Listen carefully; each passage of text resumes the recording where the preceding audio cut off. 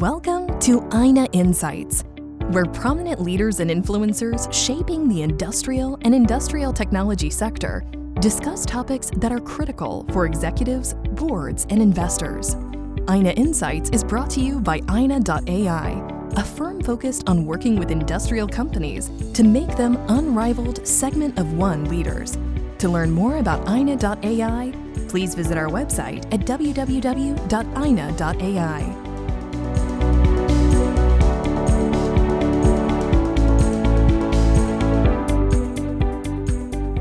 Good morning and welcome to the Titanium Economy podcast hosted by Ayna. Today we are joined by Ross Sabolcik, Senior VP and General Manager of the Industrial and Commercial IoT at Silicon Labs. Ross leads the innovation in IoT connectivity and energy efficient solutions, driving advancements in smart metering, building automation, asset tracking, while emphasizing sustainability and security. Silicon Labs, which is headquartered in Austin, is a global leader in secure, energy-efficient IoT solutions, specializing in wireless technologies. And its innovations are powering smart homes, smart cities, industrial automation, retail, healthcare applications worldwide. We are excited to hear Ross's insights on the industry and Silicon Labs' future. Welcome, Ross, to the Titanium Economy podcast. Thank you. I'm excited to be here. Perfect. So Ross, I'll first start with, if you could start by giving us an overview of the Silicon Labs, including its core mission, products, and applications, and the primary market you serve.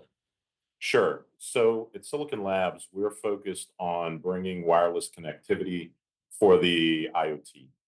And if you look at our history, when we started down this journey well over a decade ago, the IoT wasn't even the term for what we were trying to do. We were trying to make smart wireless connected devices that would allow you to, control and monitor various types of devices and different applications. Our journey started really, our whole pedigree has been in wireless. And, our belief all along has been there are significant advantages to using wireless for connecting devices versus, being in a wired technology. So over the, last decade or so, we've built up a complete wireless portfolio that targets a wide range of different markets. So we target home automation, we target true industrial, think of a smart metering and sort of electric infrastructure. We have what we call a home and life business, so that's appliances and medical. So we're really targeting all of these large market spaces.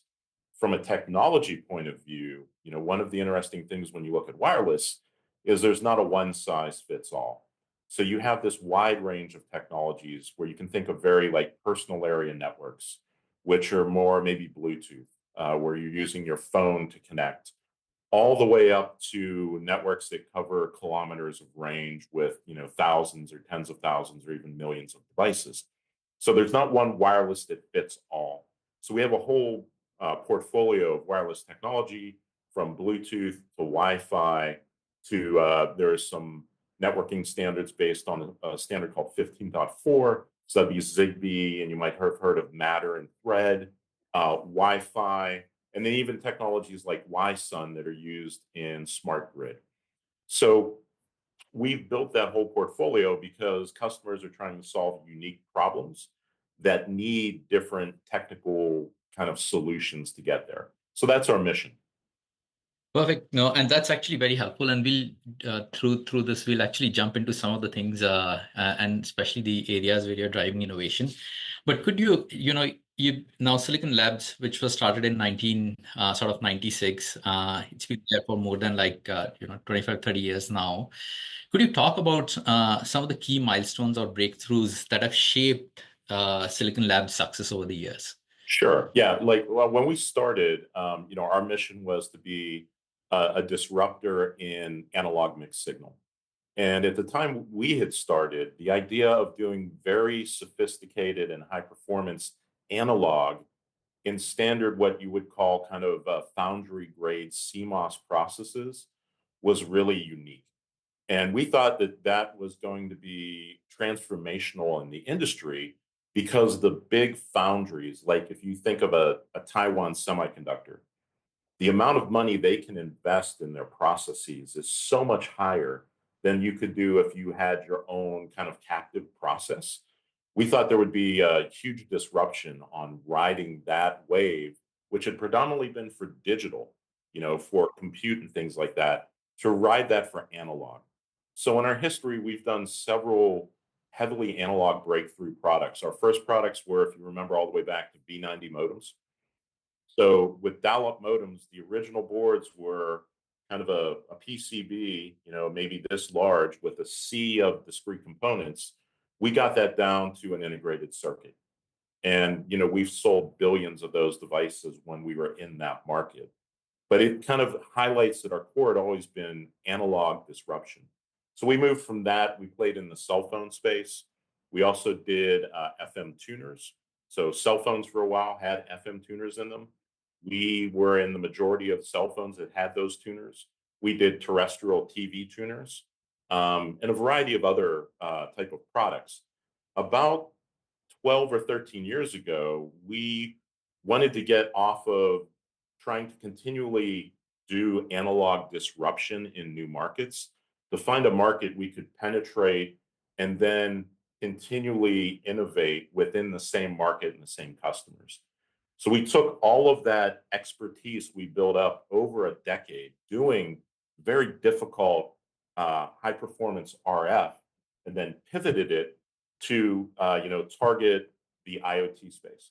So our dream was to take low cost microcontrollers, bolt up very high performance wireless with them, and then give customers this really cost effective turnkey solution to allow them to connect their products.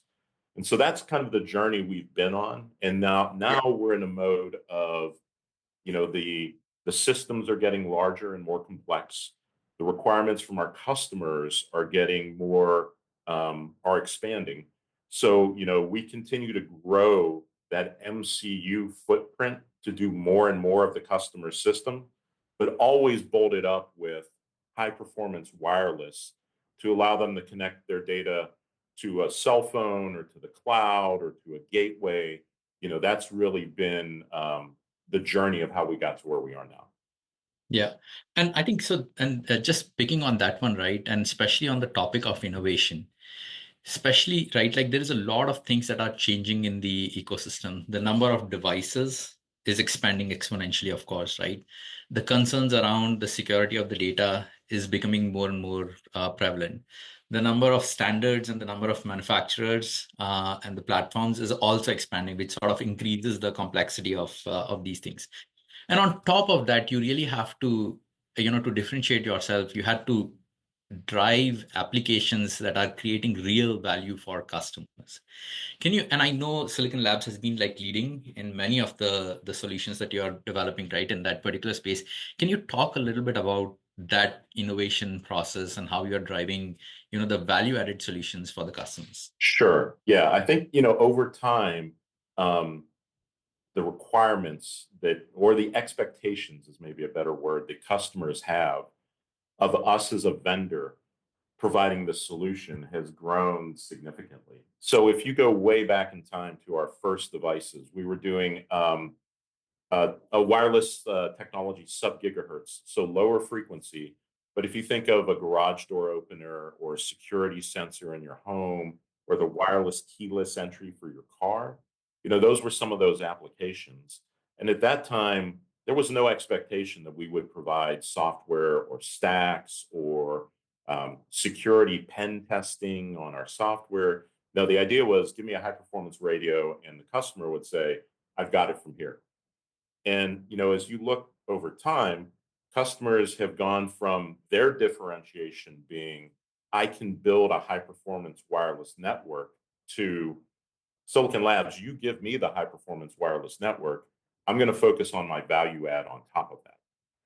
And so, some of the things that has driven for us in innovation has been really a lot of the wireless networking stacks.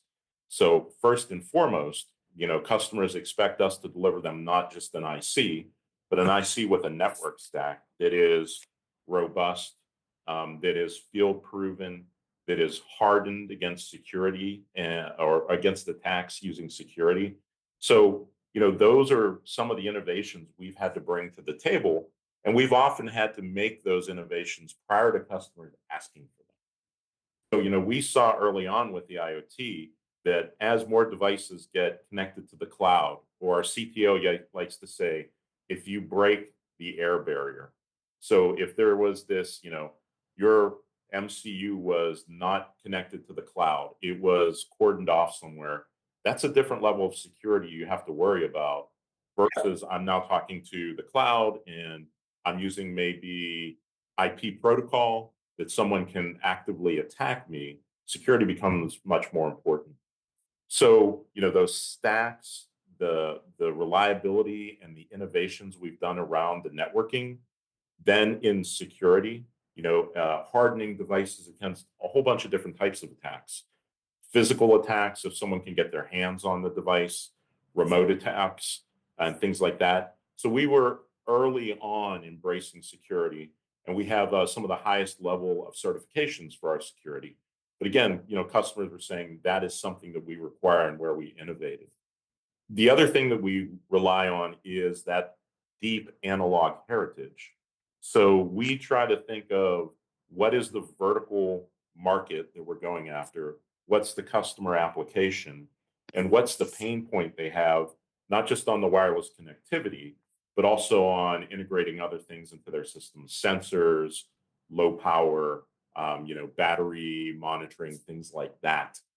So that's kind of been the basis, the core of where a lot of our innovation has come from.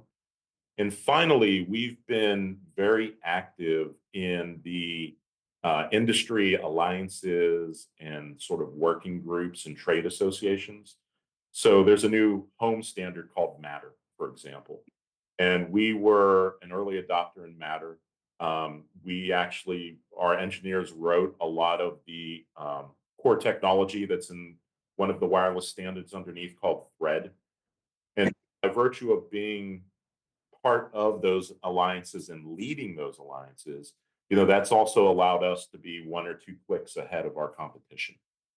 And the final point I would make is, as you think about device networks growing to not tens, but hundreds or thousands or millions, if any of those devices have batteries, a huge pain point for customers are changing batteries. And you have to change batteries in maybe a couple of door and window sensors at home. That's painful. Imagine if you're running a hotel and you've got 1,000 of them. So, or you're in a retail environment with electronic shelf labels that are battery powered, and you have 10,000 of those in your store. Having extremely low power and long battery life is another, I would say, core area where we've tended to innovate. Yeah. And I think that actually has been one of the core things, even, I've been reading about, right? And it becomes a little bit of a balancing act, because either you want to go towards a very low powered device that sort of lasts the life of the device, or if the consumption is very high, then you need to figure out a way to power some of the devices, right? And I think you're probably trying to balance that out depending on the usage and the life of the devices on what the power consumption metrics should be. 100%. Yeah. If you have if you're plugged into the wall, it's a different situation than you have a coin cell battery and a door and window sensor, and the customer expectation is it lives 7 to 10 years. Very different. One of the things I will say, though, even in some of those line powered applications, if you think of like an electric meter and you'd say, wow, you're connected to the grid, you have infinite power. There can often be either regulatory or kind of customer requirements that would say you can't pull, even in that situation, a lot of power. So, for example, like a light switch in your home, you would think it's line powered. Why can't I just take all the power I want? A lot of those switches don't have what we would call a neutral running to them. So the switch kind of connects through the light bulb back to the switch to power. And if you start pulling current through that light bulb with like a LED bulb, the capacitors will charge up and the light will flicker on and off. So even though you have power there, the end customer requirement may be you can only draw a tiny amount to prevent that sort of behavior. So generally, yes, but we even in line-powered devices see the requirement to push to low power. Perfect. The other aspect of innovation, Ross, that I was very fascinated by that Silicon Labs is driving is, the basic applications like smart metering, where you don't need someone to go to a meter to collect the data, right? Whether it's electricity, water, but also the add-on use cases now that you're identifying, on some of those things, right? Which is a real sort of, value add. Can you talk a little bit about that aspect and how do you drive that innovation at Silicon Labs, especially in your industrial and commercial IoT business? Yeah, I think it's been a real interesting journey to go on. I think in my space in particular, when you're talking about kind of a business to business model, um, those customers need to see an ROI. They need to see that this is returning something. I'm more efficient, I'm saving power, I'm reducing my labor costs, whatever it is, there has to be some payback. And what I've seen over and over again in the industries, I can give you a couple of examples. You mentioned smart metering. So at the very beginning, the idea with smart metering is don't roll a truck. So don't send somebody out to the house to have to read the meter. Very clear value proposition, also very clear ROI, kind of fast ROI. So it was one use case. It was, I'm going to read the meter. And what you'll see now is those suppliers, those utilities that have adopted those early, what we call AMR, automatic meter reading projects, they've migrated. So now it's time to refresh those networks. And when they're talking about the networks now, they're like, yeah, we're going to do billing. Billing's a given. But if I have 1 million electric meters and they're all connected in this wireless network, what else can I do with them? So what you'll see is one killer use case that sort of funds the network, and then these add-on use cases that will come with it. So in metering, there's a couple of cool ones that they're doing now. There's this idea of, they call it grid edge intelligence. So my meter is just no longer a billing device. I want to monitor the health of the grid. So I want to see if there's a brownout happening in my leg of the grid. And now I can provide that data back to the utility. Or even things like trying to monitor the current signature from the meter into the home to tell the consumer, these are the loads that are turning on and off in your home and how much money you're spending, let's say, on your air conditioner versus your dishwasher. Those are real value-added services. Those are real new use cases, but they all came once that first killer use case got entrenched. Now it's like, how can I use this network to do other things? Then there's a couple other examples. Commercial lighting.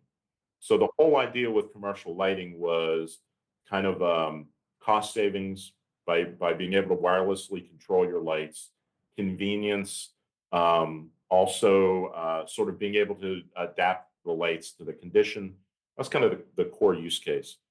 But then, the lighting companies started to say, hey, I've got a wireless network that covers your entire building where people and all your critical infrastructure and your people are located. What else can I do with it? So now they're doing things like asset tracking. So you can have a Bluetooth tag that the lighting system will use to track assets and people through your facility. So again, one core initial use case, these other cool ones that fell, out of that. One final example I'd give is in electronic shelf labels.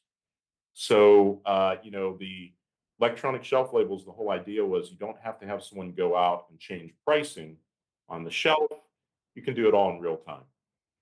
Once that network got established, now there are other services on top of it. Like if you have someone doing click to cart, you have a shopper who's Instacart or whatever your favorite app is. Now the app can talk to that system. And when it sees, hey, the next thing to pick is in this aisle, it can start flashing that tag to tell you, hey, I'm over here, pick me. Those are all services and cool new use cases that came about because there was one killer use case that got the network deployed. And then once you have the network, now people are finding all kind of other interesting things to do with it. No, that's very fascinating.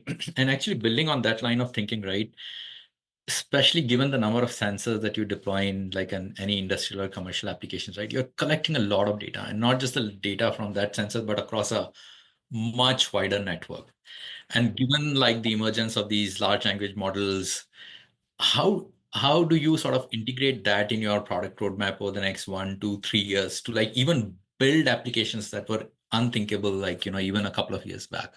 Right. Yeah, I think there's the whole idea of, as you pointed out, if you have a million sensors pushing data to the cloud, how do you unlock value with that data? The data is just data. If you're not mining insights, it's not particularly actionable or usable. So a lot of the first push for, let's say, machine learning, AI, ML, kind of the newer generation of intelligence is in the data center.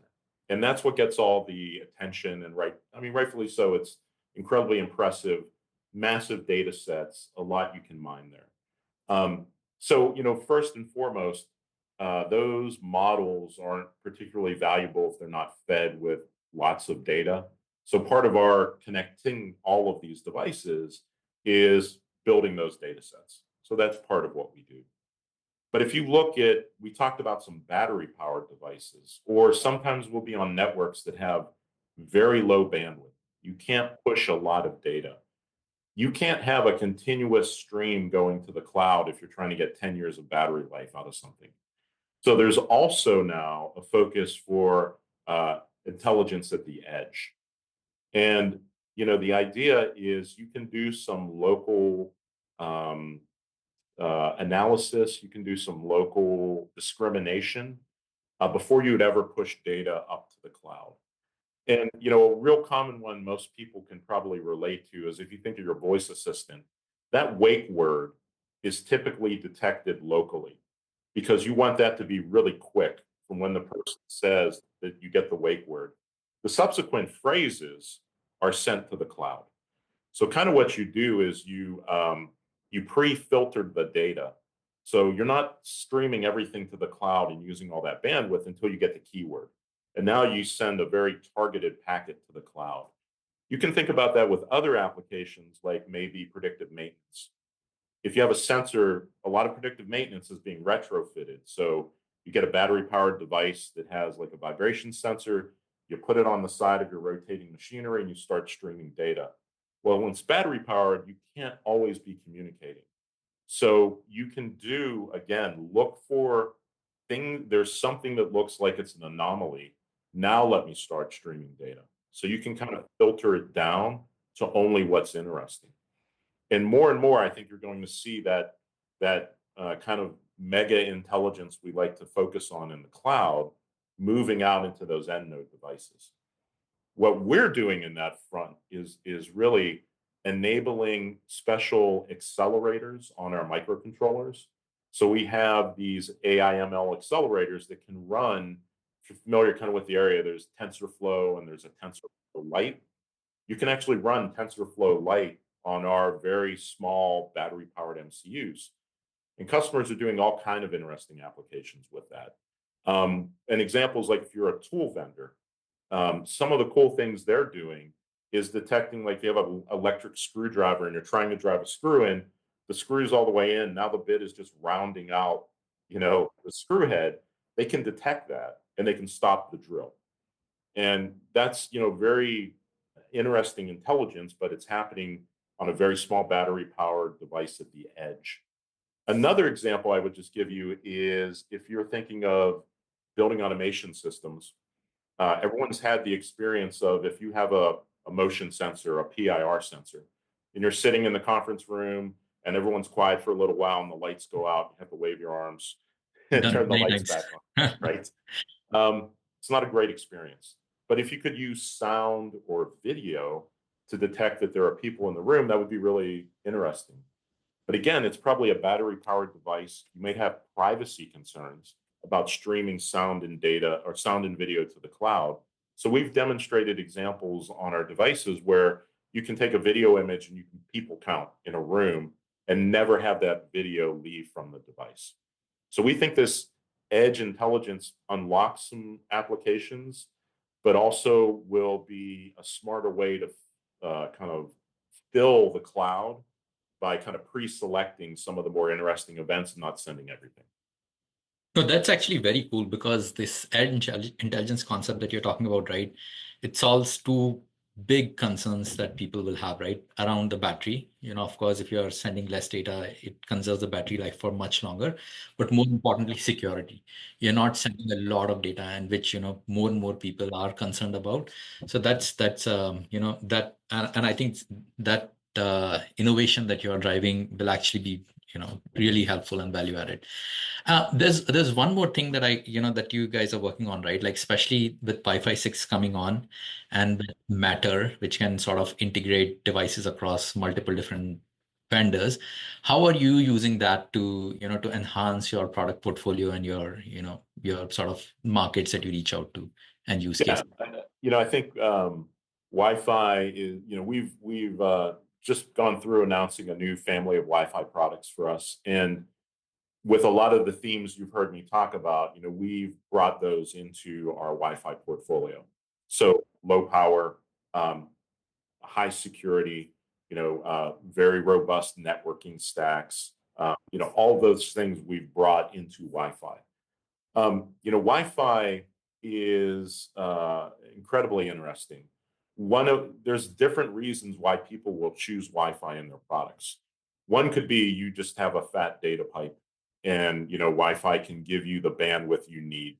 So if you're thinking of video cameras or streaming video to kind of like a media stick or something like that, you really have to have Wi-Fi. So some are driven by the application just demanding a lot of bandwidth. But the other thing Wi-Fi brings to the table is it's ubiquitous.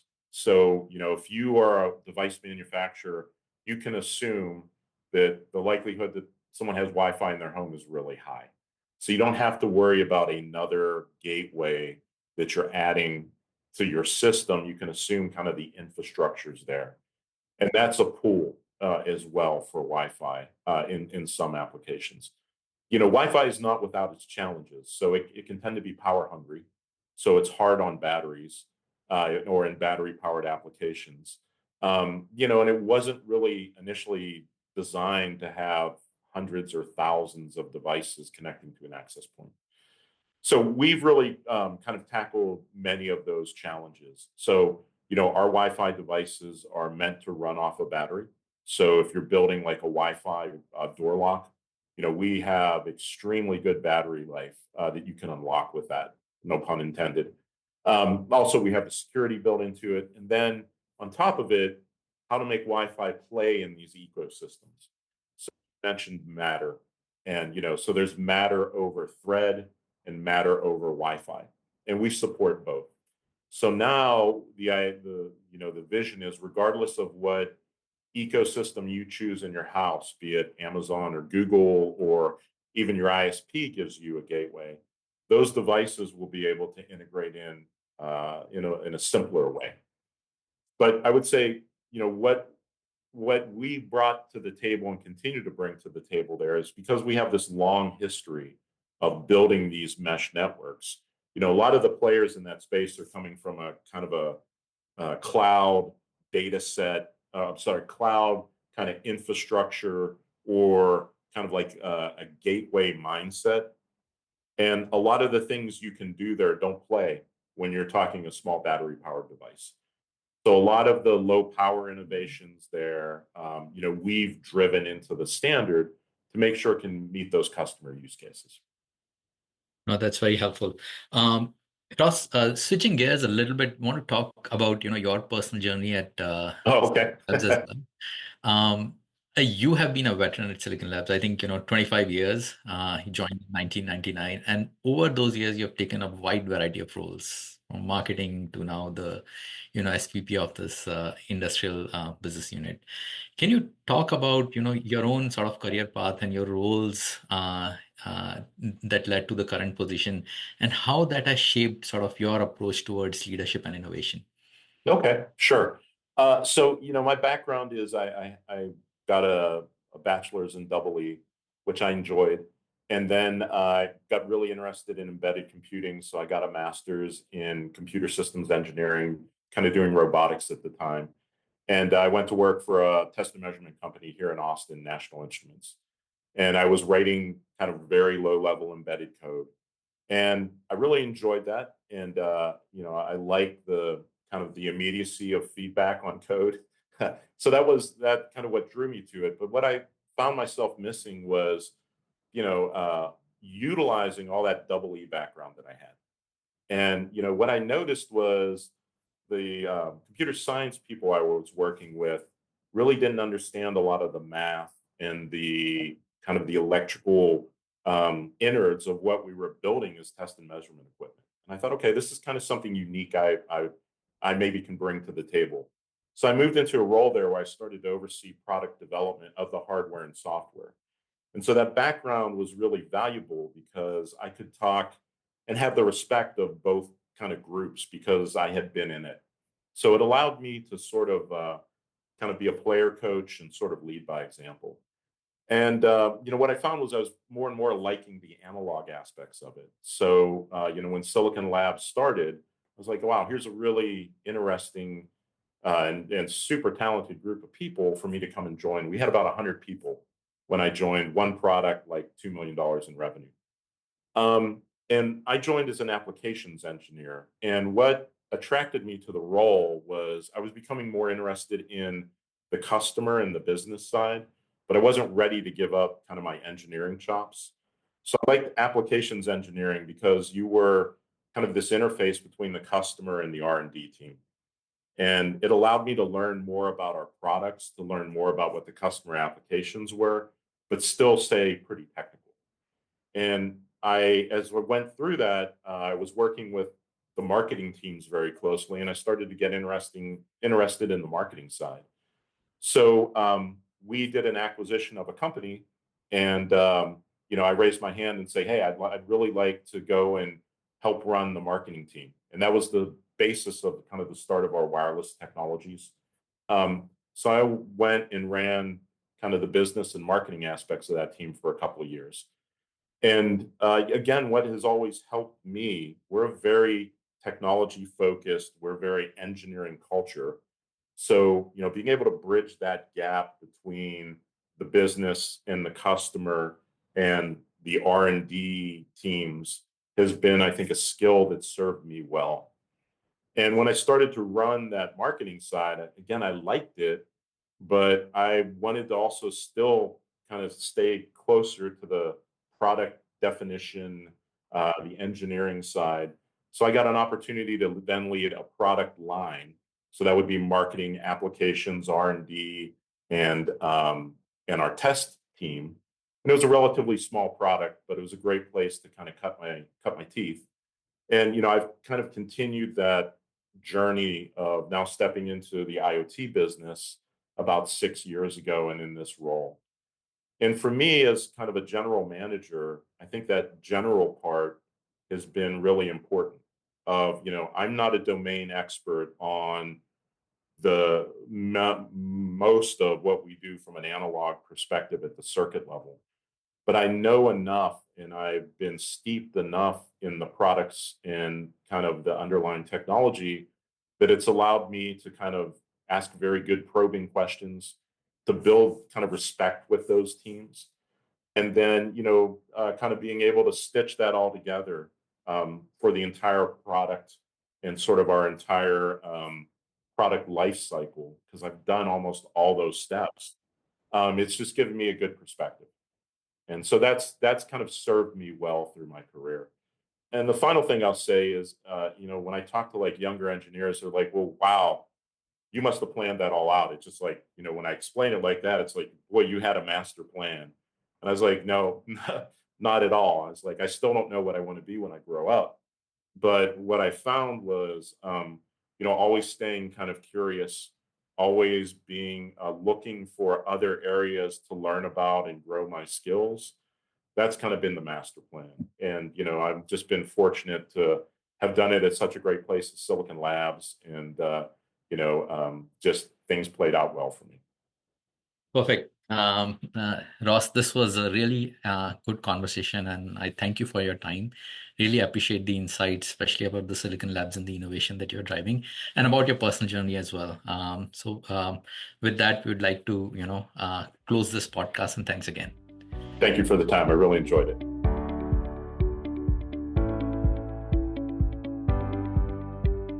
Thanks for listening to Ayna Insights. Please visit Ayna.ai for more podcasts, publications, and events on developments shaping the industrial and industrial technology sector.